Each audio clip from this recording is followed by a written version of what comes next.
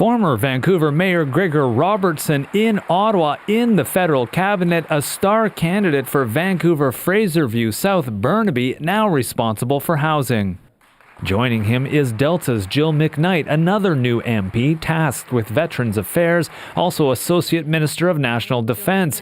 Local BC politicians say the province is well represented and will have influence. I think BC is seen in the country as a very important player when it comes to solving some of our greatest challenges. 5 in BC, I think, is a good representation and speaks to the important role that we play on the West Coast.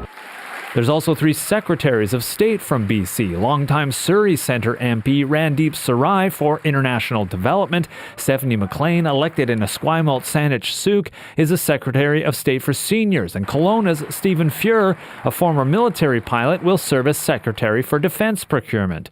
BC's Housing Minister says he's pleased with the BC representation in the federal cabinet. He already has demands for Minister Robertson. He wants Ottawa to connect federal funding to the number of new permanent residents that come to each province. We need to ensure that there's fair infrastructure dollars being made available to communities throughout British Columbia. We need to ensure that there's investments being made in affordable housing, Indigenous housing, replacing SROs. So the list is long. Notably absent from Mark Carney's cabinet is North Vancouver Capilano's Jonathan Wilkinson. He was a stalwart of Justin Trudeau's government, holding several positions: energy and natural resources, fishery and oceans, and environment and climate change.